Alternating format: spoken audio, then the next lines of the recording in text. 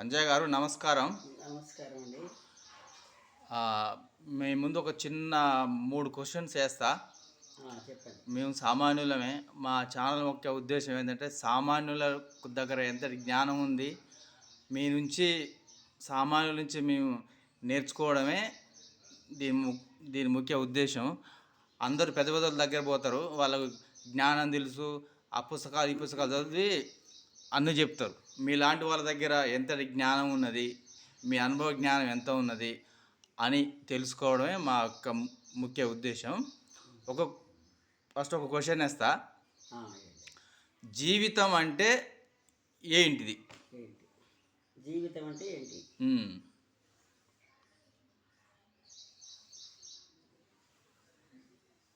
జీవితం అంటే పుట్టడం గిట్టడం జీవితమే కాదు. ఓకే. పుట్టి ఏం చేసాము, ఏం సాధించాము, ఏం తెలుసుకున్నాము, ఓకే, ఈ మానవ జీవితానికి అనుగుణంగా మనం ఎలా నడుచుకున్నాము, ఈ జీవితాన్ని ఎలా సుగమం చేసుకోవాలంటే ఏ ఆలోచన ఉండాలి, ఏ విధంగా మనం ప్రవర్తించాలి,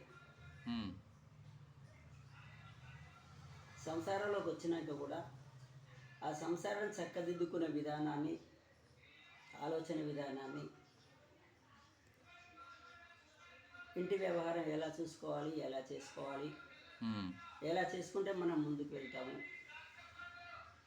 దీంట్లో చికాకులు రాకుండా చూసుకోవాలంటే భార్యాభర్తలు ఎలా కలిసి ఉండాలి, ఎలా కలిసి ఉంటే మన జీవితాన్ని పురోభివృద్ధి చేసుకోగలుగుతాము అనే విధానాన్ని అనుసరించి దానికి అనుగుణంగా మనం ప్రవర్తించి సర్వకాల సర్వవస్థల యందు కూడా కలిసి మెలిసి ఉండి జీవితాన్ని గడుపుకోవడమే జీవితం తప్ప ఇక జీవితం అంటే ఏంటి అనే దానికి ఇంకా వేరే విధానాలు అనేది నా నమ్మకం. మరి అందరు నీ జీవితం నాశనంగాను నువ్వెందుకు జీవితం అంటారు కదా, దానికి అర్థం ఏంటిది? అంటే జీవించుకుంటూ కూడా జీవితాన్ని నాశనం కాను, ఇది నాకు ఎందుకు ఇచ్చిండో ఈ జన్మలో ఏం సుఖం ఉంది అని అనుకునే వాళ్ళు అవివేకులు కాబట్టి విచారణ చేయలేక, పెద్దల సాంగత్యం ఉండలేక, వాళ్ళ సాంగత్యంలో తెలుసుకోలేక ఆషాముషిగా లోకం అనుకునే విధంగా వాళ్ళు అనుకోవడమే తప్ప జీవితం అనేది చాలా విలువైందని తెలుసుకోలేని వాళ్ళే ఆ మాట అంటారు తప్ప జీవితం గురించి తెలుసుకున్న వాళ్ళు ఆ మాట అనలేరు. మరి కొంతమంది జీవితం అంటే తాగాలి, ఎంజాయ్ చేయాలి, ఇదే జీవితం, ఈ డబ్బులు ఎందుకు, ఈ ఆస్తులు ఎందుకు, ఇదెందుకు, ఈ జీవితంలో మనం ఏం వేసుకోబోతున్నాం, తినాలి, తాగాలి, ఎంజాయ్ చేయాలంటారు కదా. అంటే ఎందుకు అట్లా అంటారు? అంటే ఏం వేసుకుపోతాము, ఏం తీసుకుపోతాం, ఏం తెచ్చుకున్నాం అనేది చాలా మందికి తెలుసు, కొంతమందికే తెలియకపోవచ్చు. ఎందరో పోతుంటే చూస్తున్నాం, చేస్తున్నాం. వాళ్ళేమో తీసుకుపోతురా, మరి మనం తీసుకుపోకుండా పోతున్నామా అనేది చాలా మందికి లోక విద్యతమే తెలిసిన విషయమే. దీని గురించి పెద్దగా అనుకోవాల్సిన అవసరం ఏం లేదు. కానీ జీవితాన్ని నిరర్థకం చేసుకోకుండా సార్థకం చేసుకోవాలి అనే ప్రయత్నం చేసినప్పుడే జీవితాన్ని అలా ఈసరించుకోవడం జరగదు. అంటే ఇది చాలా విలువైన జన్మ అనే విషయం తెలియని వాళ్ళే అలా అనుకుంటారు తప్ప తెలిసిన వాళ్ళు అలా అనుకోలేరు. సుఖ దుఃఖాలు ప్రతి జీవికి ఉంటాయి, క్రిమికీటకాదులకు ఉన్నాయి, మానవోపాధులకు ఉన్నాయి, పశుపక్షాదులకు ఉన్నాయి, అందరికీ ఉన్నాయి, ఈ కొత్త ఏం కాదు. జీవితం అనే దాన్ని ఎలా గడుపుకోవాలనే విధానాన్ని తెలుసుకోలేక అనే మాటలే తప్ప జీవిత విధానాన్ని తెలుసుకొని పెద్దల సాంగత్యం చేసిన వాళ్ళకి ఇలా ఈసరించుకోవడం, ఇలా అనుకోవడం మాత్రం జరగదు. అంతే తప్ప నువ్వు అనుకున్నంత మాత్రం వల్ల అది తేలిక వచ్చిన జన్మ కాదు, తేలిక పోతుందని నువ్వు అనుకుంటుండొచ్చు. ఎంజాయ్ చేస్తాము, ఎంజాయ్లే ఉంది వచ్చిందే అందుకు అనుకుంటాం, కానీ అది సార్థకత చేసుకున్నట్టు కాదు జన్మని. విలువైన జన్మ నిరర్థకం చేసుకొని ఎంజాయ్ చేసుకొని గడపడానిక వచ్చిందా జన్మ అని విచారణ చేసిన వాళ్ళు ఈ మాట అనుకోలేరు. కాబట్టి వాళ్ళు అవివేకులు కాబట్టి అలా అనుకుంటారు. కొంత వివేకాన్ని సముపార్జించుకున్న వాళ్ళు అలా అనుకోలేరు. ఇది భగవత్ వరమే ఇచ్చిన జన్మ, ఇది చాలా గొప్పది, మానవ జన్మ చాలా విలువైంది అని తెలిసిన వాళ్ళు దీన్ని ఇలా విసరించుకోలేరు. కష్ట సుఖాలకు, ద్వంద్వాలకు అన్నిటికీ తట్టుకొని కూడా ఆ గమ్యం ఏందో తెలుసుకోవాలనే ప్రయత్నం చేసిన వాళ్ళకి ఇది చాలా గొప్పది అనిపిస్తుంది. దాన్ని తెలుసుకోలేని వాళ్ళకి ఇది ఇట్లాంటిది అని ఈసరించుకోవడం, తిట్టుకోవడం చేసుకోవడం జరుగుతుంది తప్ప ఏం లేదు దీంట్లో. ఇంకా కొంతమంది జీవితంకి వచ్చిన తర్వాత భార్య మంచిగా చూసుకోరు, పేరెంట్స్ని మంచిగా చూసుకోరు, కన్న తల్లిదండ్రులు మంచిగా చూసుకోరు, అందరితోటి మంచిగా విడిగా ఉండరు. అట్లాంటిది వాళ్ళది జీవితం కాదు కదా. అట్లాంటి వాళ్ళ జీవితం అది సరైన జీవితం అనబడదు కదా ఇప్పుడు. ఎందుకంటే నీకు కూడా ముసలితనం వస్తుంది చివరి కొన్ని రోజులకు. ఇప్పుడు వాళ్ళకి వచ్చిందని ఈసరిస్తున్నావు కానీ నిన్ను ఈసరించుకునే వాళ్ళు కూడా నీ ముందు ఉండే ఉన్నారు. అది గ్రహించక అలా అంటున్నావు నువ్వు అన్నమాట. ముసలితనం ప్రతి వాళ్ళని పొంచే ఉన్నది, దాన్ని తెలుసుకోవాలి ముందు. ఎవరు శాశ్వతంగా ఉండటానికి రాలేదు కదా. అవును, అందరం అట్లా కలిసే వాళ్ళమే, మట్టిలో పుట్టాం మట్లే కలుస్తుంటాం. నా జీవితం ఇవాళ ఇలా ఉన్నది, రేపు ఎలా ఉంటుందో నీకు తెలియక అంత దూరం విచారణ చేయక అలా అంటావు తప్ప అక్కడ అదేం లేదు. ఎందుకంటే ప్రతి జీవితం కూడా పుట్టుట గిట్టుట కొరకే, గిట్టుట పుట్టుట కొరకే అంటున్నారు. ఈ పుట్టుగుట్టిల విచారణ చేయనంత వరకు ఈ జీవితాలు ఇలానే ఉంటాయి, ఇలానే అనుకుంటుంటాయి, ఇలానే కాలయాపన చేసుకుంటూ జన్మని వ్యర్థం చేసుకోవడం జరుగుతుంది. చివరిగా జీవితంలో ఏది శాశ్వతం, ఏదైనా శాశ్వతం అంటూ ఉంటుందా? చివరి క్షణంలో జీవితం ఎట్లా ఉంటుంది అనే ప్రశ్న వేసిన ఇక్కడ.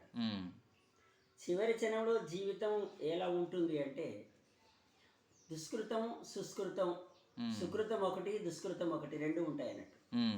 అంటే సుకృతంగా జీవించిన వాళ్ళ జీవితం చివరి క్షణం దాకా కూడా నీకు చదువు శాస్త్రం లేకుండా ఏం లేదు, ఒక దైవ నమ్మకం పెట్టుకొని చివరి శ్వాస వదిలేపటికి కూడా నీకు ఏ దేవుడు ఇష్టమైతే ఆ దేవుని నామాన్ని స్మరించుకుంటూ ఉంటే ఆ జీవితం సుగమంగానే వెళ్ళిపోతుంది. అది కాకుండా దేవుడు ఎక్కడున్నాడు అని వాదించి పెడవాదాలు చేసి ఇట్లా మొండిగా మెట్ట వేదాంతం చేసిన వాళ్ళు అజ్ఞానంలో కూరుకుపోయి నీ జన్మ ఎలా వచ్చింది, ఎవరిస్తే వచ్చింది, ఎందుకు వచ్చింది అనే విచారణ చేయని వాళ్ళ జీవితాలు నిరర్ధకంగా దుష్కృతంగా వెళ్ళిపోతాయి. ఎలా ఉంటుంది అంటే నువ్వేం చేసుకుంటే చేసుకున్నాను చేసుకున్నంత మహాదేవ అనే విధంగా ఏం చేసుకుంటావో అదే అనుభవిస్తావు. అంతే, మనం ఏం చేసుకుంటే అదే అనుభవిస్తాం, ఏం చేసుకుంటే అదే అనుభవిస్తావు. చెడు చేస్తే చెడు అనుభవిస్తాం, సుకృతంగా ఉంటే సుకృత ఫలితాన్ని అనుభవిస్తావు, దుష్కృతంగా ఉంటే దుష్కృత ఫలితాన్ని అనుభవిస్తావు. ఏ ఫలితం నిన్ను వదిలిపెట్టదు, చివరి దాకా నీకు వెంట వస్తూనే ఉంటుంది ఆ ఫలితం. సుఖ ఫలితమైనా వస్తుంది, దుఃఖ ఫలితమైనా వస్తుంది. ఈ ఫలితాలు నువ్వు అనుభవించి తీర్చుకోవాల్సిందే తప్ప నీ దాన్ని ఇంకొకరు అనుభవించి తీర్చుకుంటారు, వాళ్ళు అనుభవిస్తే నాకు తీరుద్ది, వాళ్ళు నాది అనుభవిస్తారనేది పంచుకుంటారనేది ఎప్పుడూ ఉండదు. ఎందుకంటే ప్రతి వాళ్ళు కూడా ఎవరు చేసుకున్న కర్మ వాళ్ళకే చేసుకున్నందుకు చేసుకున్నంత మహాదేవ.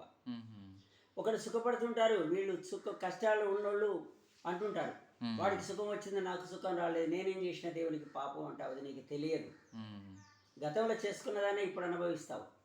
ఆగామి సంచిత ప్రారాబ్ధ కర్మలు ఎలా ఉన్నాయో ఆగామిని ప్రారాబ్ధాన్ని సంచిత రూపంగా అనుభవించడానికే మానవ జన్మ వచ్చిందని విచారణ చేసిన వాళ్ళు ఎవరైతే ఉన్నారో వాళ్ళు దాన్ని ఎలానైనా ఓర్చుకొని చివరి దాకా కూడా ఈ శరీరాన్ని విడిచేటప్పటిదాకా కూడా ఆ భావంలోనే ఉండి దాన్ని సుఖ దుఃఖ సహిష్ణుత్వమేవ తితిక్ష అనే విధంగా అనుభవించుకుంటూ కాలాన్ని గడుపుతారు, ఈ శరీరాన్ని చాలిస్తారు.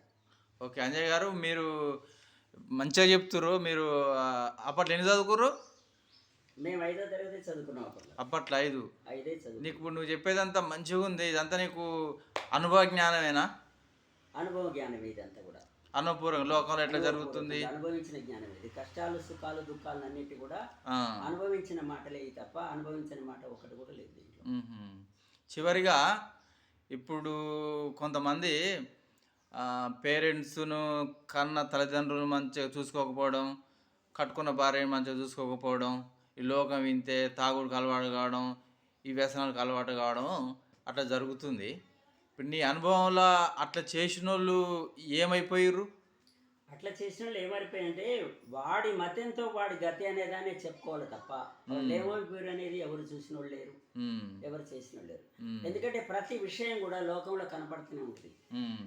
శరీరం చాలించినాడు, చుట్టుపక్కల అందరు కూడా మంచివాడు మంచివాడు అంటే ఆ మంచివాడు అనే లెక్కే నడుస్తుంది, చెడువాడు చెడువాడు అంటే చెడువాడు లెక్కే నడుస్తుంది. ఎందుకంటే లోకానికి కాదని మనం ఏం చేయలేం కదా. అవును లోకం అన్ని గమనిస్తూ ఉంటారు, అవును అన్ని చూస్తూ ఉంటారు. అవును నువ్వు తెలుసుకోకపోయినా లోకం నీ గురించి తెలుసుకుంటారు, ఉమ్, అది నీకు తెలియదు. అదే అదే లోకము నీ గురించి తెలుసుకుంటారు, నువ్వు తెలుసుకోకపోవచ్చు. ఉమ్, లోకం నీ గురించి తెలుసుకుంటారు. ఉమ్, తెలుసుకొని వాడు ఎలా ప్రవర్తించిండు, వాడు పాడ మూర్ఖుడు, అందరిని ఇబ్బంది పెట్టిండు, తల్లి తండ్రి ఉమ్, వాళ్ళు పిల్లల్ని అందరిని ఇబ్బంది పెట్టిండు, వాడు ఉన్న సమయం లేకున్నా సమయం ఉమ్, అనే వాడుకలో ఉంటుంది అన్నట్టు. ఉమ్, అదే అదే మంచి పనులు చేసి వెళ్ళిపోయాడు అనుకో, పాపం తాను ఉండబట్టి ఇదంతా ఇంత చక్కగా చేసుకొచ్చిండు, ఉమ్, ఎంత మంచివాడు, అటువంటి వాడు ఒక్కడున్నా చాలనేది కూడా లోకమే వాడు. కరెక్టే దాన్ని లోకమే వాడుకుంటాడు. నువ్వు వాడుకోవాలి, గొప్పలకు చెప్పి వాడుకో నన్ను ఇట్లా అని చెప్పాల్సిన అవసరం లేదు. ఉమ్, నీ ప్రవర్తనని వాళ్ళే వాడుకుంటారు, నిన్ను నువ్వు పొగుడుకోని అవసరం లేదు. ఉమ్, నిన్ను వాళ్ళే పొగుడుకుంటారు. వాళ్ళు ఎందుకు పొగుడుకుంటారు? నీ ప్రవర్తననే వాళ్ళు పొగుడుకుంటారు తప్ప ఉమ్, నీ సుందరాన్ని కాదు, నీ ధనాన్ని కాదు, నీ గొప్పని కాదు. ఉమ్, నీ మంచితనాన్ని లోకం వాడుకుంటారు. అదే ఉమ్. లాస్ట్కు నీకు ఇంత అనుభజ్ఞానం ఉంది కదా, లాస్ట్కు ఈ సమాజానికి ఏం చెప్పదలుచుకున్నావు? మామూలుగా అంటే ఈ ఇంటర్వ్యూ ఏంటంటే అందరు పెద్ద పెద్ద వాళ్ళు చెప్తారు. మా ముఖ్య ఉద్దేశం ఏంటంటే సామాన్యుల దగ్గర ఎంతటి అనుభజ్ఞానం ఉందనేది మా మా ఉద్దేశము. లాస్ట్కు ఈ ఏం చెప్పదలుచుకోరు? లాస్ట్కి చెప్పేది ఏంటి అంటే, మానవ జన్మ వచ్చినందుకు పరోపకారార్థం ఇదం పుణ్యం శరీరం అనే మాట ప్రకారంగా ఇతరులకు అపకారం చేయకుండా ఓకే వీలైనంత వరకు ఉపకారం చేసుకుంటూ, ఓకే నీ కన్నవాళ్ళ కానీ నీ చుట్టుపక్కల ఉన్నవాళ్ళ కానీ సమం సర్వేషు భూతేషు అనే విధంగా చూసుకోవడం అలవాటు చేసుకొని, ఆ విధంగా చూసుకొని అలవాటు చేసుకోవడం కాకుండా చూసుకోవడం కూడా అలానే ఉండాలి. లోన ఉన్నట్లే బయట ఉండాలి. ఏ ప్రాణికి ఇబ్బంది కలిగించకూడదు, ఎవరిని నిర్దాక్షిణ్యంగా దూషించకూడదు. ఓకే ఈ విధంగా నువ్వు ప్రవర్తిస్తే చక్కగా ప్రవర్తించిన వాడు అవుతావు. నీకు జన్మనిచ్చిన తల్లిదండ్రి కానీ, నీకు కలిగిన పుత్ర సంతానం కానీ, నీ భార్య కానీ, వీళ్ళ వరకు ఏ ఇబ్బంది వచ్చినా నీదిగా నీకు ఇబ్బంది వచ్చినట్టు, వాళ్ళకి హాని కలిగితే నీకు హాని కలిగినట్టు. దీన్నే మమాత్మ సర్వభూతాంతరాత్మ అంటారు. ఆ విధంగా తనలో ఉన్న ఆత్మే నాలో ఉన్న ఆత్మ ఒకటే, నా శరీరానికి బాధ వచ్చినా వాళ్ళ శరీరానికి బాధ వచ్చినా ఒకటే అనే భావంగా శాయశక్తుల చేత సహాయం చేసి, నీ ఓపిక ఉన్నంత వాళ్ళకు ఉద్ధరణ ప్రయత్నం చేసుకుంటూ, వాళ్ళకి ఇబ్బంది కలిగించకుంటూ, వాళ్ళని క్షేమంగా చూసుకుంటూ జీవితం గడిపితే తల్లిదండ్రికి మించిన దైవం లేదనే వాడుకలో ఉన్నది. కాబట్టి తల్లిదండ్రి సేవ చేస్తే దైవం సేవ చేసినట్లే, ఇతరుల సేవ చేస్తే భూత సేవ చేసినట్లే. అంటే అన్ని భూతాల్లో తానే ఉన్నాడు కాబట్టి, నీలో తానే ఉన్నాడు కాబట్టి, ఈ విషయంలో ఏ మాత్రం సందేహం లేకుండా సేవలు చేసుకుంటూ లోకంలో జీవితాన్ని గడుపుకుంటూ, తల్లిదండ్రుల మన్ననలను పొందుకుంటూ, పిల్లల్ని చక్రమైన మార్గంలో నడుపుకుంటూ, అదుపులో ఉంచుకొని అన్నీ సవ్యంగా చేసుకుంటూ మీరు సవ్యంగా జీవించడమే జీవితం ధన్యము, జీవిత చర్మ లక్ష్యము అనేది మనం ఆలోచించుకొని వాటికి అనుగుణంగా మనం నడుచుకుంటూ మన జీవితాన్ని గడుపుకోవడమే. అంజయ్య గారు చాలా సంతోషం, మీకు ఎంత అనుభవ జ్ఞానం ఉన్నది, అసలు చాలా చాలా బాగా చెప్పారు. చాలా సంతోషం అండి, ఓకే ఓకే అలా చెప్పగలిగినాము. ఓ సంతోషం. 5 చదివినావు, అంత అనుభవ జ్ఞానాన్ని నేర్చుకునేది అంతా అనుభవ జ్ఞానమే. చాలా సంతోషం అంజయ్య గారు, మాకు ఈ టైం ఇచ్చినందుకు.